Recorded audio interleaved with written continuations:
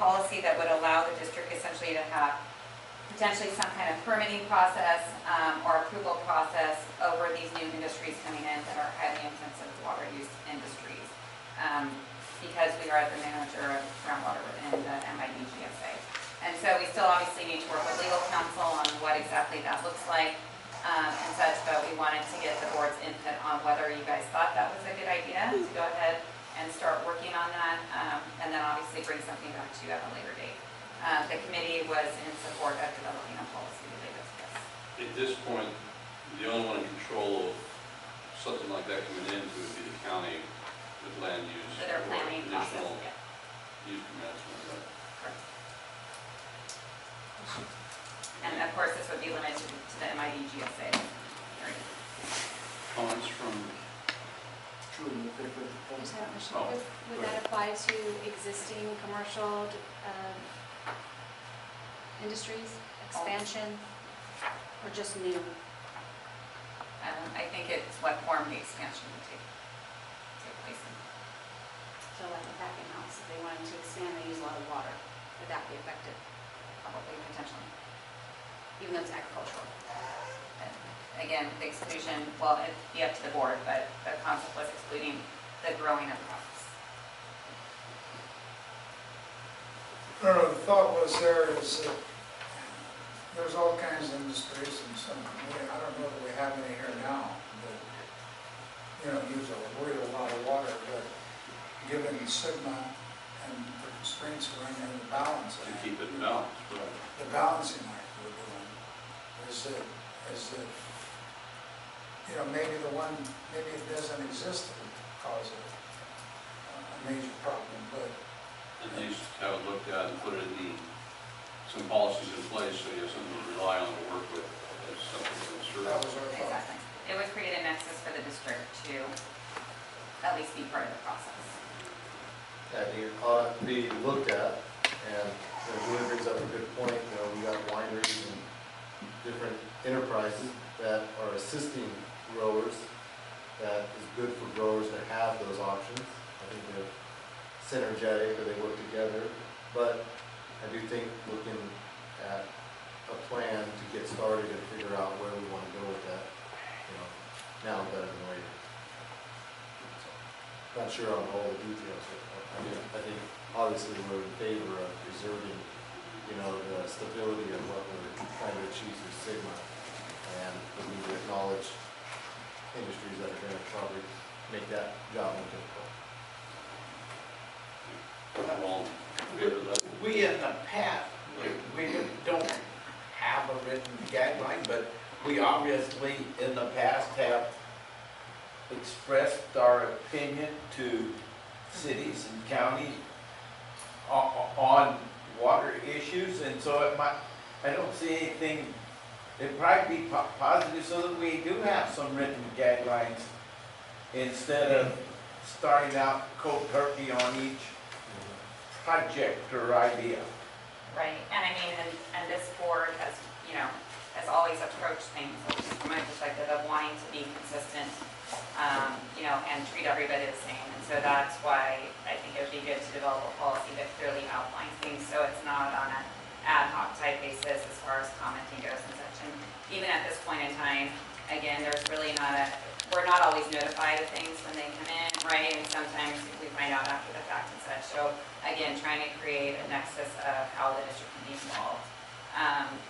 One of the reasons that we thought about, you know, separating the growing of crops and other industries as opposed to ag-related industries is because that could theoretically become a very slippery slope of what is actually related to ag, right? And so I think we just need to, whatever we develop, it needs to be very clear guidelines, you know, and such of how we're going to actually implement this. Or like, we can move forward with that, or? I think you've got a consensus to move forward with that. And just wondering, you gonna find a spare time to do it? Yeah, I don't. Stay tuned, Carl. There'll be plenty of discussion. Not sleeping much. Yeah, exactly, these things. I don't know if you've noticed lately, Carl, but not everybody knows, wants, or cares about our opinion. We'll get started.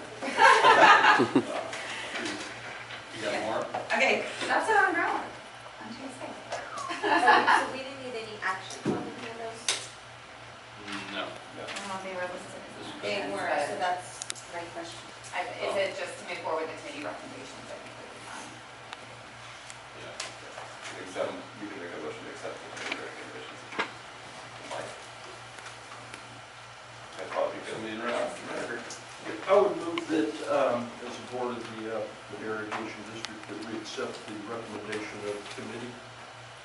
And You're actually acting as the board of the sustainable groundwater. as a board of the sustainable, Thank you. one of the many was set up. Thank you. I knew you were gonna slap line. That we accept the recommendation of the committee. As listed in the May 21st. You have a first, you have a second. Second. First and second, all in favor? Aye. Opposed? Very good, thank you. All right. Okay, we're adjourned as the MID GSA and reconvene as the MID Board of Directors. We're on item 2, consent agenda. 2A, approval of the April 11th board meeting minutes. 2B, approval of the April 16th board meeting minutes.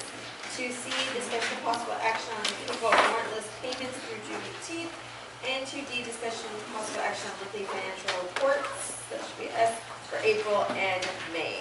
And that could be taken with one. I'm on the consent agenda. Heck yeah. A motion, a second? Second. First and second. On from the public? Questions from the public? Questions from the board? All in favor? Aye. Opposed? Very good. Okay, we have item 3A, the Finance and Human Resources Report, and that's Jan. She's been patiently waiting. I know. We should have done right. Okay, so approximately 11,000 acre feet was delivered to original district lands, 1,667 acre feet to subordinate lands, and 1,150 acre feet to operational management water lands for April, for a total water sales of approximately 995,300. And then for May, approximately 10,700 acre feet was delivered to original lands, 2,750 to subordinate lands, and 950 acre feet to operational management water lands for sales of approximately 1.8 million. We did receive our second payment in April from the county for the assessments, December 10th through April 10th, in the amount of approximately 2.4 million. The 401k audit field work was completed May 29th, 2019, with the final audit report expected to be completed and presented at the July 30th meeting. And the finance team have made and documented the required parcel changes and have run the 2020 unequalized assessment rule, which is included in the Board of Equalization packet presented today. And any additional parcel changes will be recorded and presented at the Board of Equalization meeting scheduled for Friday the 21st. Question, Jim? God, I think it's some question. Go ahead. No, He sat here through all of this for no one. That's why they tend to fill in for our consultant. Yeah, Thank you. You do a great job, especially the board. thank you. And you'll see her again on Well, yeah, so Friday. you can do it again Yeah, on Friday. exactly. Good, all- Yeah. Aren't you thrilled? Very good, thank you. Tanisha? So, good afternoon. The HR department has been focused recently on replacing staff, so a little bit of recruitment to fill places of staff that have recently retired and or have separated with the agency or district. We are glad to have on board 2 maintenance worker ones that are well versed and have advanced knowledge in their skills. So we're really excited to have them on board. We also conducted now operated one with over 15 years of experience. So we return key employees, that helps us limit the amount of time and energy and training. So we're glad to have them. We haven't in the past. I haven't put in a report anything about our substations for our claims. We have talked about district infrastructure that's damaged from time to time, but I hadn't put in the report before, and I'd like to at least maybe on a quarterly basis or as needed share with you some of the monies that we are getting back from the damages and things that are happening to our infrastructure through subrogation and going for insurance and their insurances when we have damages in that. So that's what's listed there. So in the past 6 months, we've got back to this about close to $10,000, so it's really good. Just a quick thank you to Tanisha and Charles and field staff for collecting the proper information out in the field, getting the reports, submitting to Tanisha, and getting submitted to the insurance so they can recover that from the individuals who caused the damage. So that's a new process that's been implemented. You can see they add up quick. And over time, it does come out with quite a bit of damages from different vehicle accidents or other things that happen out in the field. Like cars hitting structures and stuff like that. Yes. Car crashes and different things. Yes. And so those claims are not only the cost to repair the infrastructure, but also staff's time and things as such, so we put that all in there on this over. And we have successfully completed our negotiations for our MOU. We were talking about later on today. So I'm happy about that. And we're excited to see some more updated policies. So we'll be talking about those later on this week. That's pretty much it. Thank you. Okay, what should one of you two 3B, read? engineering operations and maintenance report. Charles? Darren have at it. I want to bring Darren in to bring you guys an update what the engineering staff has been doing. So it's been a while since you guys heard from them, so Darren That's have what at happened it. when we canceled. All the work that's been going on. Have more meetings. Afternoon, so I'll go over a few things engineering's been working on. The grants on top of this, the 2016 Water Smart grants, we'll be closing those out this October. We pretty much have those wrapped up. The 2011, it's still going on. They've had an extension, they'll still be removing sediment. That's pretty much managed by the county, though. We have very little part in that. Some other things, Viejo, of course, the 6-2 pipeline, that's still ongoing coordination, no, nothing really new. Same with high-speed rail, nothing really new going on with them. Everything seems to kind of be delayed. Madera Ranch cattle well was completed, so that's done. It's working well. It's got water to all the troughs. The CIP plan, the capital improvement plan, we have a review of that, and we'll be having an internal meeting coming up next week. Some of the internal GIS development, we've had some of the new people that we've hired on, Katarina, been mapping all of our right-of-ways pretty extensively. She's got quite a bit of the USBR map, so that's really good.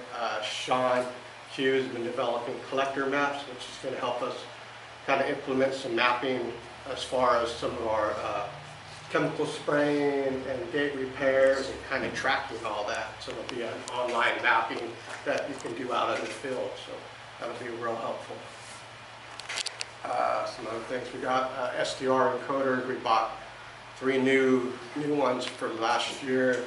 We've installed 2 of them. We have 1 more that we're building the housing for that'll be getting installed here shortly. The NPDES collection, which is ongoing. We've completed the dicot, ethanol, and the glyphosate, and we have a couple more coppers, and we'll be done with the NPDES for this year. Stream gauging is ongoing. We kind of stream gauge at multiple areas where our Rubicon gates are, where anyone has any questions, some of the recorder sites. Some other things is the MID basins, which should be a topic, I guess, discussion with all the water. We've been collecting all the data, putting all the water in the basins quite a bit this year already. Annual water use reporting has been completed. That'll be submitted at the end of the month. And a couple other things that we've had some SCADA training. Sean completed a clear SCADA training down south. Katarina and James have been doing ArcGIS training in-house, and they'll continue with the ArcGIS 2. And also James, one of you guys, has been working with Smokey a lot at meter learning that end of the meters. In case Smokey's been here for 44 years, he's counting down, I think. So we're having someone in place, hopefully, to step in there and take over some duties. That's all I've got. All right, so I'm up next. I'll go through the flows. 18.8, we're at 136. Hidden dam flows into Fresno River about 140. Big main intake about 132, 135. Madera intake out, we haven't got anything going into Madera Lake right now. 32.2 Madera Canal, we're about at 56 CFS. And, I mean, yeah, 24.2, we're at 165.